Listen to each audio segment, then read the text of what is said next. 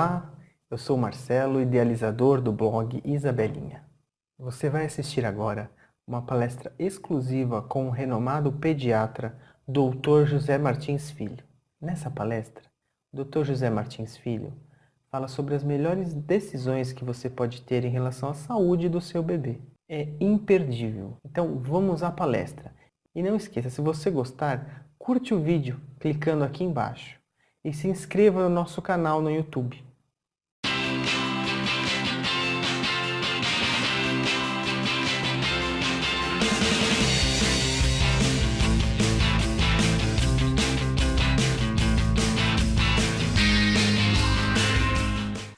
Olá, eu sou o José Martins Filho, sou pediatra, sou professor titular emérito de pediatria da Unicamp e atualmente sou presidente da Academia Brasileira de Pediatria. Trabalho em pediatria há mais de 40 anos, sou especialista em recém-nascidos e também trabalho com nutrição infantil, aleitamento materno é uma das coisas que eu mais pesquiso e mais escrevo. E eu fico contente de poder participar desse congresso falando sobre um problema sério do mundo moderno, que é a obesidade infantil. Na verdade, durante muito tempo as pessoas tinham uma visão equivocada do desenvolvimento da criança. Era até bonito, as mães e os pais adoravam ver bebês roliços, fofinhos, né? Tem até uma publicação aqui de uma revista americana em que ele mostra um bebê gorducho e que eles chamam de fofura perigosa. Era um conceito que muita gente achava que bebê saudável é um bebê gordo, aquele bebê que eu digo brincando para as mães e dá até para rolar quando chega no consultório. Isso não é saúde. Isso realmente é um problema que pode às vezes trazer algumas dificuldades na infância, mas o pior de tudo é que isso pode se repercutir para o resto da existência. Até bem pouco tempo atrás, no Brasil, a gente se preocupava muito com as crianças de baixo peso, com as crianças desnutridas. A gente ficava angustiado quando via bebês muito magrinhos, muito pequenos, e a gente não entendia bem a necessidade de tomar cuidado também com o excesso de peso. Hoje as estatísticas mostram que existem muitas crianças acima do peso. E há estatísticas também que mostram que quando um bebê e uma criança na primeira infância, antes dos 5 anos, é gordo, obeso, está acima da média, ele tem grande chance de ser um adulto obeso. E em sendo um adulto obeso, ele vai ter problemas sérios do excesso de peso, tais como pressão arterial elevada, a chance de ter aumento de arteriosclerose, de colesterol, problemas metabólicos, nutricionais, diabetes, pressão arterial elevada e risco de doenças correlacionadas com excesso de peso, como infarto do miocárdio, acidente vascular, que são perigos grandes, práticas que a gente vê mais no adulto, mas evidentemente isso começa na infância, porque o pediatra, que é considerado o clínico geral de crianças, que vê a criança do ponto de vista integral, tem que se preocupar com a prevenção dessas doenças e uma das coisas mais importantes é o crescimento e desenvolvimento, checar constantemente o peso, a altura, a relação peso-altura, o chamado índice de massa corporal, que é um dado muito mais importante para a gente ter ideia se a pessoa está acima daquilo que ela devia estar. O que é índice de massa corporal? É um número que é feito através da divisão do peso pela estatura elevada ao quadrado, que dá um número que a gente joga numa tabela e vê se essa criança está dentro daquilo que a gente esperava, mostrando se o corpo dela está se desenvolvendo dentro de condições saudáveis. Porque às vezes você tem uma criança muito grande porque a família é alta, ou uma criança baixinha porque a família é baixa, e o peso tem que ser levado em conta sempre em relação à estatura da família, para a gente ver se essa relação peso-estatura é adequada. Agora, uma das coisas mais sérias que cada vez mais se estuda é causas dessa obesidade. Se estudou muito e ultimamente existem trabalhos interessantíssimos a respeito do porquê algumas crianças ficam obesas. Evidentemente pode haver um fator hereditário, genético, de uma tendência maior de algumas crianças ganharem peso mais rápido, mas frequentemente, a maior parte das vezes, é uma questão nutricional que às vezes começa na gravidez. Por exemplo, mães que engordam muito na gravidez, acima de 12 quilos, 15, 16, 17 quilos, e têm bebês muito grandes, esses bebês têm uma tendência maior que outros a serem crianças maiores e mais obesas e mais gordas, com as dificuldades que eu acabei de dizer.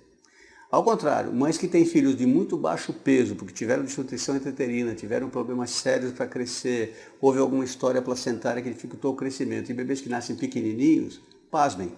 Antigamente as pessoas ficavam preocupadas com o tamanho dessas crianças e jogavam muita quantidade de comida, principalmente muita proteína. E a gente sabe hoje que isso era um fator de gerar obesidade, mesmo em bebês que nasceram de baixo peso. Então, começa a preocupação nossa com a gravidez. A gravidez tem que ser seguida, controlada. A mãe deve ganhar, em média, entre 9 e 12 quilos. Se a mãe for magra, está muito bom 9 quilos. Se a mãe for obesa, no máximo 12. Para a gente ter já intraútero a formação metabólica desse bebê e as características dele forem menos arriscadas de ele desenvolver uma obesidade secundária ao nascimento.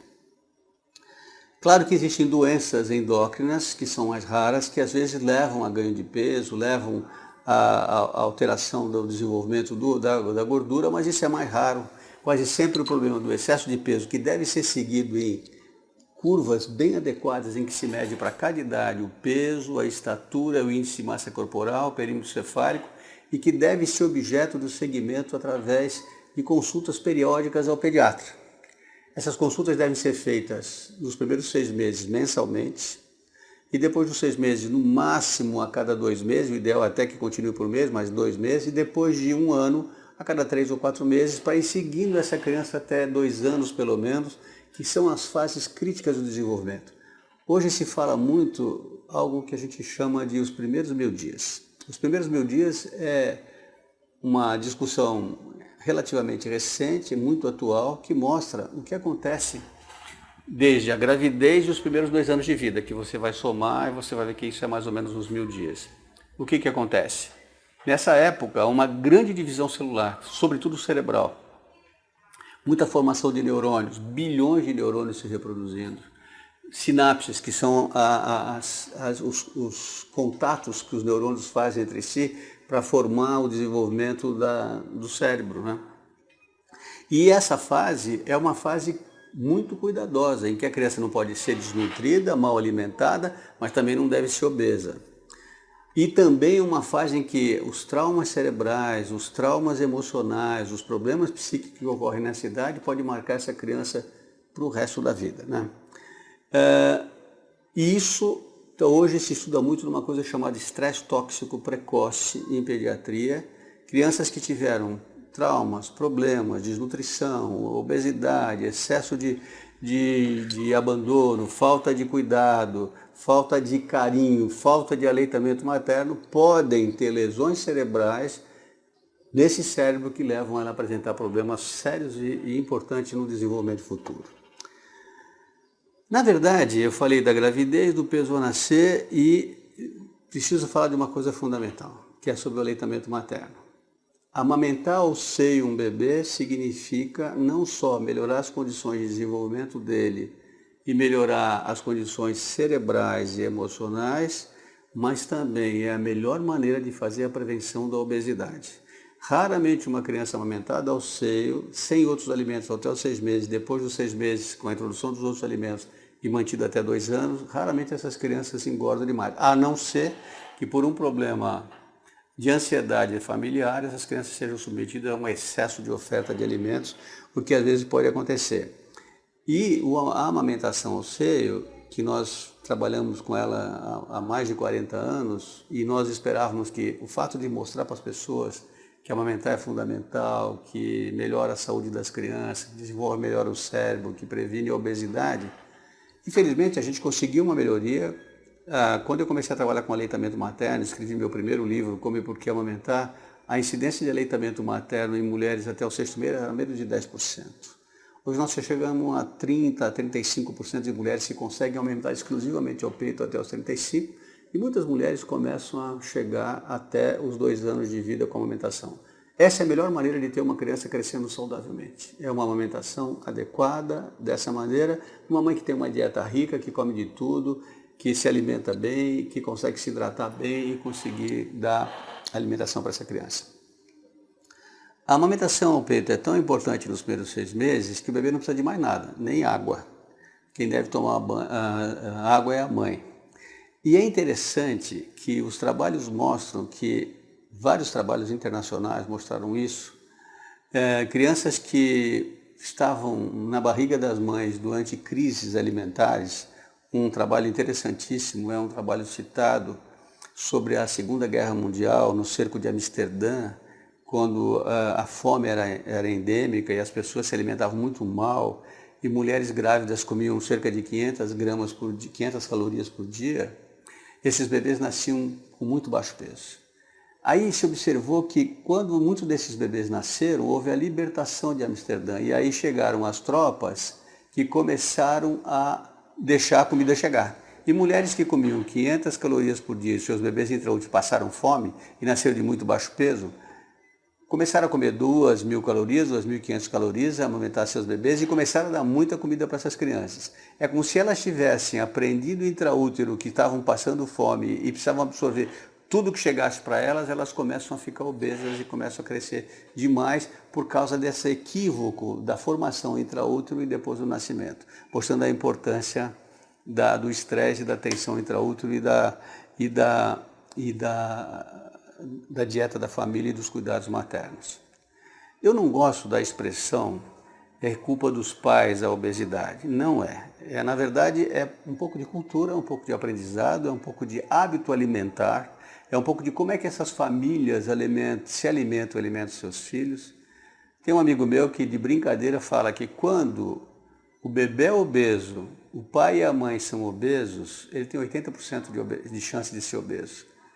E a brincadeira que ele fala é a seguinte: em lugar onde pai, mãe e bebê são obesos, até o cachorro é obeso, né? Porque é realmente uma dieta inadequada que as pessoas estão acostumadas a comer calorias em grande quantidade. Dietas muito ricas em gordura, muito ricas em carboidratos, em açúcares. Eu às vezes vejo, você que está me assistindo sabe disso, experimente prestar atenção quando você vai comer num restaurante, ou vai num quilo a quilo, ou vai num lugar onde a gente pesa a comida, e veja como é que os jovens se alimentam. Além da coisa terrível deles comerem digitando no celular, né, digitando no iPhone, sem prestar atenção no que estão comendo, estão ingerindo e digitando, que é uma coisa que leva a excesso de alimentação. Você vê o prato deles e não tem nada verde, não tem nada vermelho, só tem arroz, feijão, batata frita, carne. As pessoas não se acostumam a comer salada, a comer frutas, verduras, e nas classes menos privilegiadas, o hábito de comer frutas e verduras é menor, porque é mais caro, você tem que ir à feira mais vezes, você tem que comprar no supermercado. Então, quando eu coloco esses dados todos, essas informações, eu quero mostrar que, infelizmente, na história da humanidade, o nosso organismo se preparou para armazenar e economizar calorias, porque no passado, na época em que a gente corria pelos campos e fugia dos animais predadores, os nossos antepassados não sabiam se ia ter comida todo dia. Então, quando eles tinham comida, eles comiam tudo que eles podiam e armazenavam. Principalmente as pessoas mais velhas, que faziam menos exercício, gastavam menos energia, elas tinham uma chance de comer quando podiam, porque não sabiam se iam encontrar todo dia uma presa para comer, eles eram nômades, né, se iam encontrar alguma fruta e tal. Isso marcou um pouco a nossa vida, e até hoje a gente, sem querer, a gente tem uma tendência, se não se educa bem, a comer em demasia e a armazenar as coisas para se proteger, entre aspas. E a dieta que as famílias oferecem aos filhos, muitas vezes, como eu apresentei no começo a fofura perigosa, às vezes está associada a um hábito familiar e uma cultura alimentar, né? Por que será que no Oriente, no Japão, na China, as pessoas têm uma tendência a ser menos obesas que na Europa, na Itália, em algum lugar? É hábito alimentar, a maneira de comer, é o que se come. Se se come mais peixe, verdura, alga, e se come mais pizza, arroz, pão, coisas gordurosas, você vai engordar mais. É uma questão cultural que ao longo do tempo você vai formando isso. E se um bebê se acostuma desde pequeno a ter comida em excesso, ele vai ficar obeso e vai se habituar a ter sua saciedade diminuída. Eu não vou entrar aqui em hormônios, em saciedade e tal, mas o leite materno, por exemplo, ele sabe que o bebê precisa se controlar. E a gente tem uma coisa chamada leite posterior, que quando ele está mamando bem, no final da mamada, depois de 15, 20 minutos, ele começa a usar um leite que é mais concentrado, que o seio produz um leite mais gordo, chamado leite posterior e que dá uma sensação de saciedade mais rápida. Então ele acaba mamando menos em volume do que quando ele mama na mamadeira. E a mamadeira, todas as mamadeiras, são fórmulas lácteas que vieram do leite de vaca. O que é o leite de vaca? É um alimento que no passado a gente começou a tirar dos bovinos.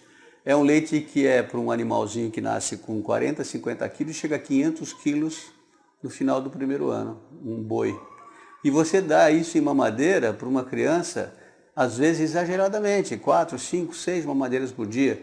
E o pior, as pessoas desmamam o bebê, dão mamadeira, põem chupeta, mudam a sucção do bebê e aí algumas crianças ficam viciadas em mamadeira e as mães chegam para a gente e falam, ele não come nada, doutor, ele engorda, mas eu dou mamadeira, senão ele não come nada. Se você dá mamadeira, ele não vai se alimentar bem. Você tem que ir diminuindo o número de oferta de leite a partir do 6º mês, até perto de 1 ano, se possível retirando a mamadeira antes dos 2 anos, passando por uma oferta de leite 1 ou 2 vezes ao dia no copo, para ele poder almoçar bem, jantar bem, ter frutas à tarde, suco, e poder ter uma rotina alimentar mais adequada. Outro problema muito sério é a questão do exercício, né?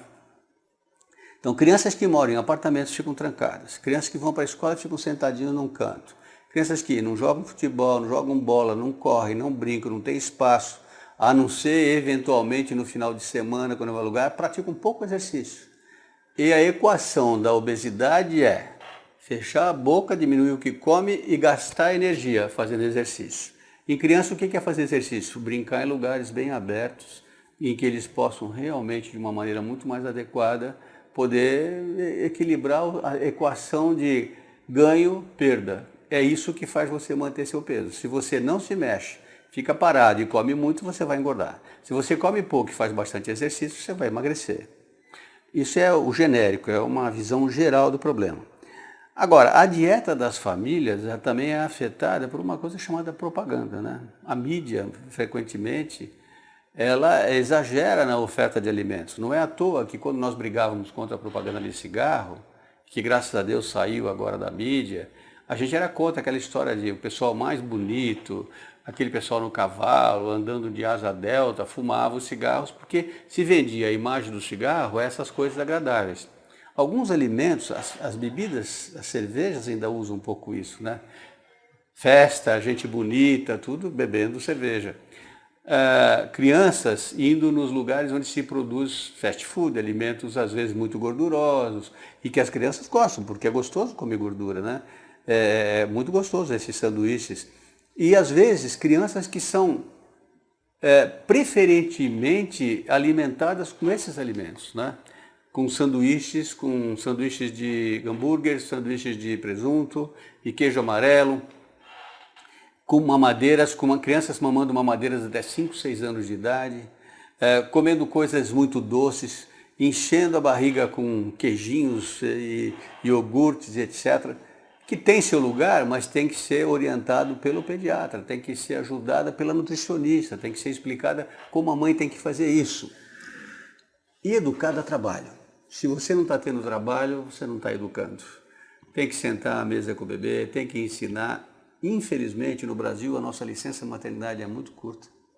Eu morei fora do país muito tempo, em alguns países em que a licença maternidade é de 2 até de 3 anos, porque esses lugares sabem a importância de uma família cuidar bem do seu filho. E o melhor lugar para uma criança, antes dos 2 anos de idade, é com o pai e com a mãe em casa. Infelizmente, as mães têm que trabalhar. Algumas mães, aos 4 meses, têm que botar o filho na creche, porque não tem onde deixar. Raramente a gente consegue levar aos 6, foi uma luta que nós tivemos. Estamos tentando aumentar a licença maternidade, porque a pessoa que mais pode cuidar da dieta da criança é a mãe e o pai. E ajudar a fazer uma dieta mais restritiva e não deixar a criança ficar viciada em alimentos inadequados. E comer fora de hora. Assim que é possível, chegando perto de 1 ano, até antes, a gente vai acertando os horários das crianças. Tem que ter hora para almoçar, hora para jantar, hora para um lanche da tarde, hora para um lanche da manhã. Retirar as mamadeiras noturnas, que são realmente um problema muito sério, né? E que, evidentemente, são responsáveis muitas vezes pelos problemas da obesidade.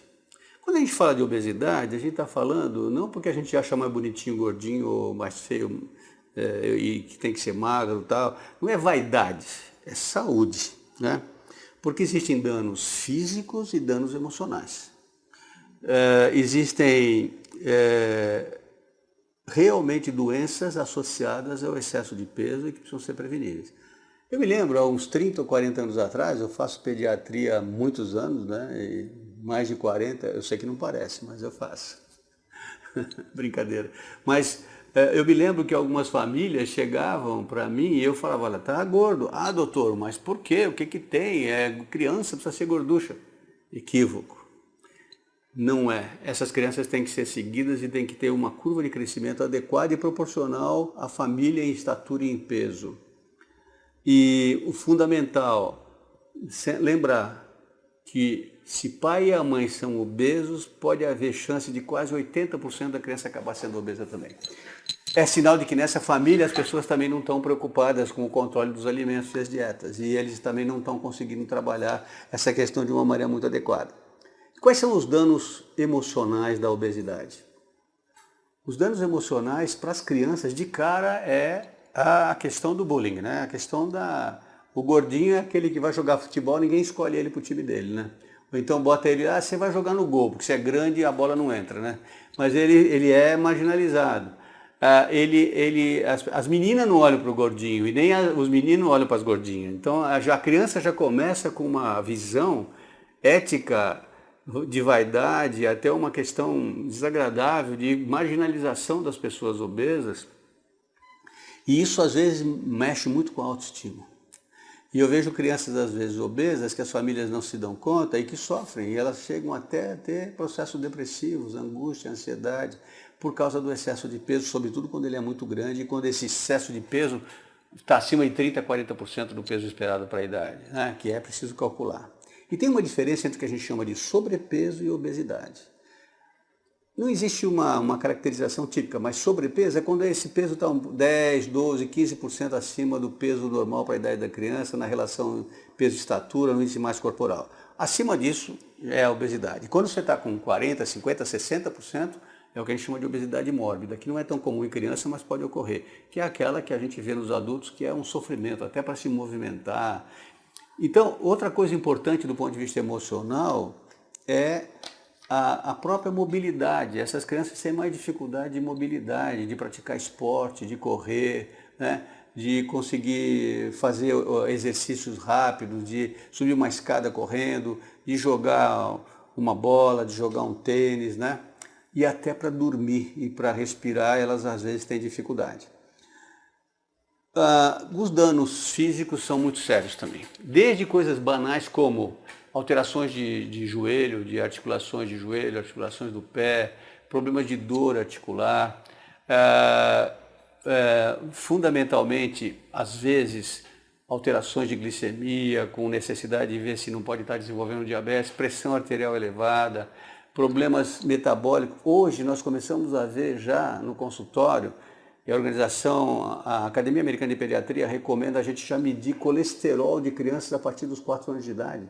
Porque às vezes eles têm geneticamente uma tendência enzimática do fígado de não metabolizar bem e ter colesterol aumentado, com riscos sérios de ter infartos muito agudos, não necessariamente por causa da obesidade, mas pelas características dietéticas, mas também pela questão genética e enzimática. Outra coisa fundamental nos danos físicos também são as dificuldades para dormir, ronco, dormir de boca aberta, aumento de adenoides quando as crianças são mais alérgicas e que levam às vezes a dificuldades alérgicas também, que são fundamentais, né? Uma coisa que a gente precisa sempre discutir na obesidade é quais os fatores desses riscos na infância. Por que as crianças ficam obesas? Então eu já falei alguns, olha, desmame precoce, mães que não conseguem amamentar adequadamente, que amamentam 15, 20 dias e entram na mamadeira muito cedo, grande chance de obesidade. Uso de formas lácteas mal preparadas, mães que fazem mamadeiras com excesso de carboidratos, em vez de pôr a famosa uma medida para cada 30 gramas de água em algumas mamadeiras, foi 40, 50, a vovó fala, não, mas olha, coitado, dá mais um pouquinho, tá? Alimentação muito concentrada. A introdução precoce de alimentos em bebês, então você vê de repente essa mania que algumas pessoas têm, além da chupeta, que é um negócio ruim, porque leva à contaminação e a criança tem uma mudança de respiração total, etc. Bolachinha, doce, né? Iogurtes, né? Os famosos, não vou dizer o nome comercial porque não vale a pena, mas os famosos, os famosos iogurtes adocicados com corantes que às vezes dão alergia e que as mães ficam dando para as crianças. A vovó adora dar bolachinha para a criança chupar, bala, chocolate. E às vezes em bebês de menos de 1 ano de idade, 1 ano e meio, já estão começando com essas coisas. Pão em exagero, bolachas em exagero. São coisas que levam a criança a se habituar a gostar desse tipo de dieta. É interessante uma informação assim que vale a pena parar para pensar. Por que os bebês gostam de alguns tipos de alimentos? Quando eles estão intraútero, a dieta da mãe passa através do sangue da mãe para o líquido amniótico algumas características dos alimentos que ela come, os chamados flavors, né, os sabores, né? Então, por exemplo, é por isso que existe uma cultura de uma dieta alimentar cultural. É por isso que o chinesinho gosta de peixe cru, que gosta de alga, que gosta dos alimentos típicos dessa área. É por isso que o brasileiro gosta de arroz, feijão e bife, batata frita. Todo mundo, não conheço nenhuma criança que não coma batata frita, que a mãe também come. O que ela come na gravidez vai, inclusive, levar essa criança muitas vezes a ter um sabor especial para isso.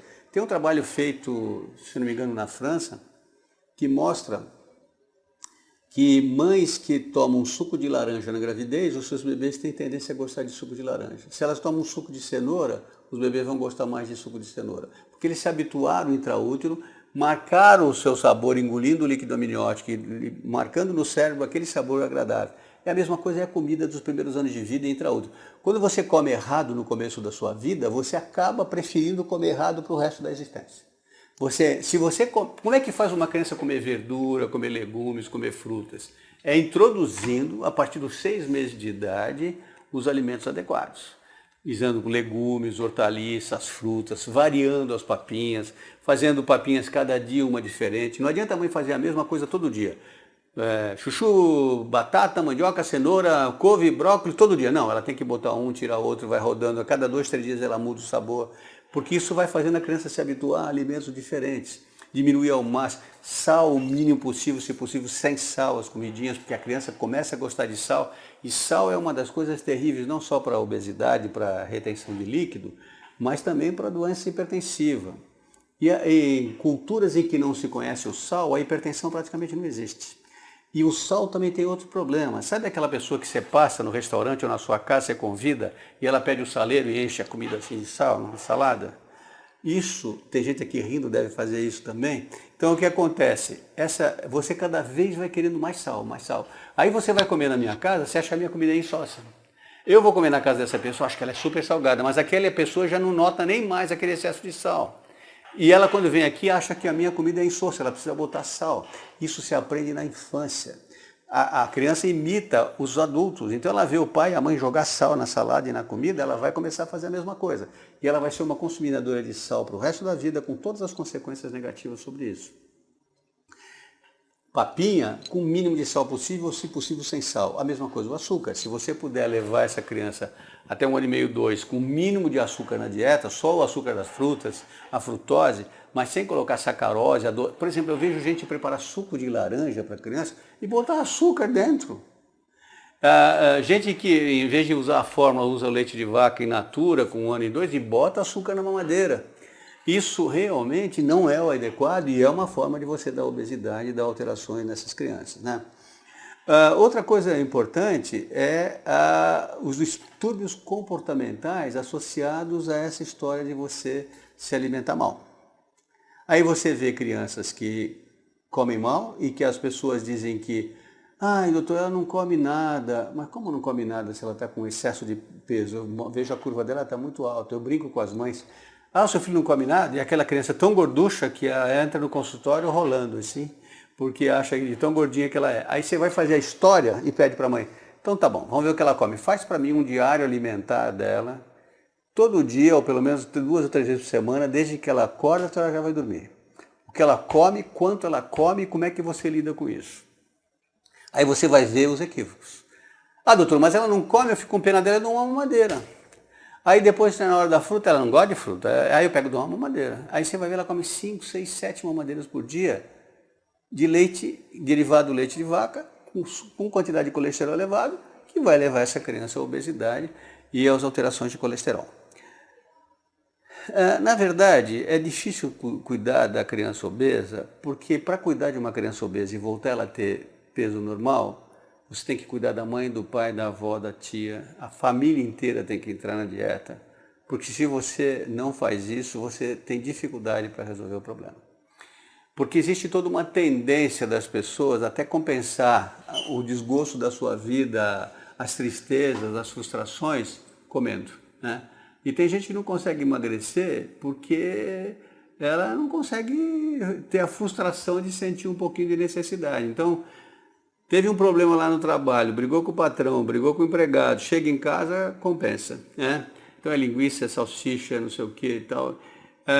Você fala, não, mãe, então nós vamos. Então, seu filho está com 5 quilos acima do peso, olha, tem que parar para melhorar. Então a senhora vai fazer isso. Ai, mas doutor, mas aí se eu fizer isso, meu marido não vai comer, ele vai brigar comigo. Eu falei, tem que fazer a dieta do marido também. Ele é gordinho? Ele é um pouco. Aí você vai ver, ele é obeso também. Aí você tem que fazer a dieta da família. E as pessoas que não vêm almoçar em casa, porque trabalham o dia inteiro, elas também têm um problema na hora que elas vão comer fora. Porque ou comem fast food e sanduíche, ou escolhem nos pratos. Por isso, meu desafio é olhar, quando você for comer em algum lugar, preste atenção no que as pessoas comem. Então tem lá arroz, feijão, batata frita de monte, linguiça, carne, batata e às vezes um refrigerante também, né, que complementa o erro alimentar dessas pessoas. E aí, você quando leva ela para casa, ela vai imitar isso, que ela se habituou a comer isso. É muito difícil mudar o padrão alimentar. E é muito difícil também você conseguir emagrecer. Aí o que acontece com os adultos? Eles querem emagrecer à força. Então começa a tomar remédio para emagrecer, toma diurético, toma não sei o quê, e se enganam, porque temporariamente eles podem até perder um pouco de peso. Mas a hora que eles param com a medicação, volta tudo de novo, porque o organismo resiste ao emagrecimento. Quando você começa a emagrecer, você consegue, nas primeiras semanas, emagrecer bastante, depois de um certo tempo você começa a, mesmo fazendo regime, a velocidade de emagrecimento cai. Aí a pessoa fala, pô, mas eu estou sofrendo tanto, eu não consigo emagrecer e tal. Esse menino, ele quer comer, vocês estão matando o menino, deixa ele ser gordinho, o que nós vamos fazer? Aí começa toda uma história. Também crianças hoje em dia que infelizmente vão precocemente para a creche, quando eles deviam ficar pelo menos até 2 anos na família.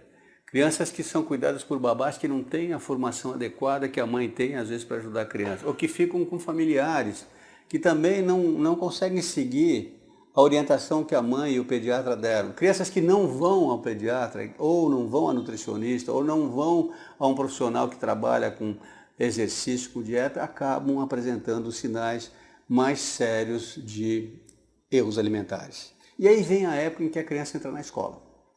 E quando ela vai para a escola, a mãe faz lanche. E o lanche, o que tem no lanche? Bolacha recheada, sanduíche de presunto, iogurte e um refrigerante. Tudo errado, né? Você tem que manter uma fruta, manter uma salada. Se a criança come na escola, você tem que visitar essa escola e ver se lá tem fritura, bolinho, coxinha e não deixar vender para as crianças. Tem que haver alimento natural. Isso é fundamental, eu sei que as pessoas não querem nem saber disso, ninguém vai ver isso.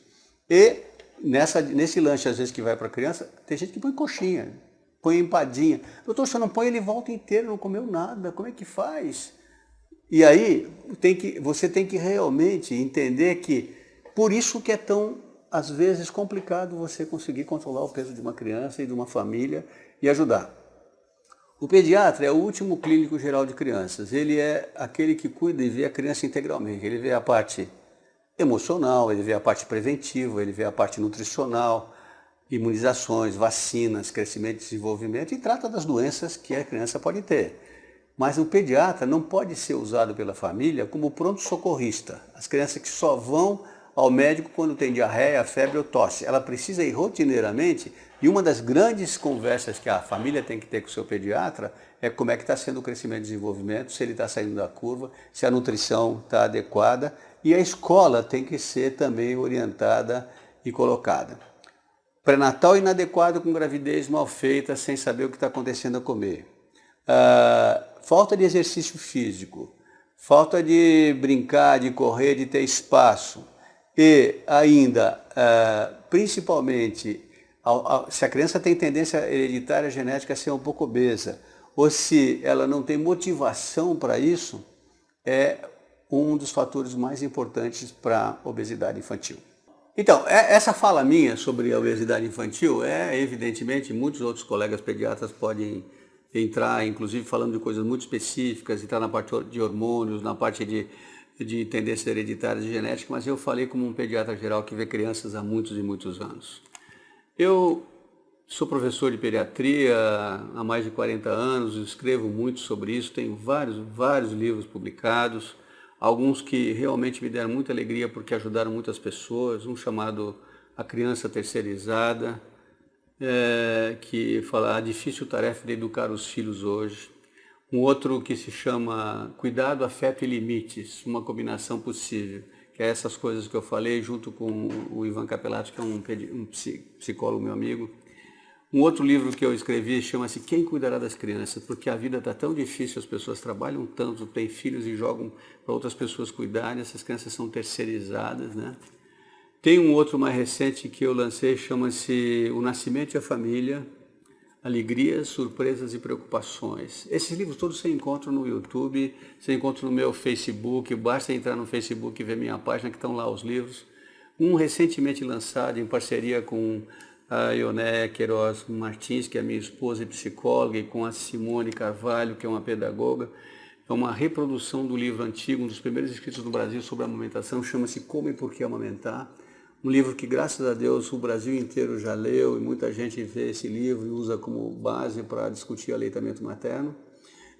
São livros em que eu procuro falar essas coisas que eu falei para vocês, da importância da relação com os filhos, com as crianças. Se você quiser assistir mais coisas minhas, se você quiser ver pode entrar no meu blog, que é pediatrajosemartinsfilho.wordpress.com, ou entrar no Facebook, é só entrar o meu nome, José Martins Filho, Facebook, lá vocês vão encontrar muitas coisas minhas.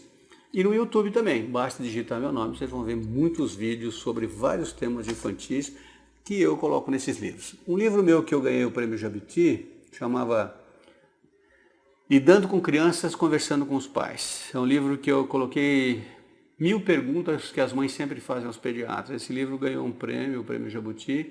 Ele até está esgotado agora, eu estou remodelando ele para relançar ele de novo. Mas é um livro que pode ser encontrado aí nas livrarias, pelo site das livrarias. Muito obrigado, mantenha contato comigo, entre no meu site, veja as perguntas que você quiser fazer.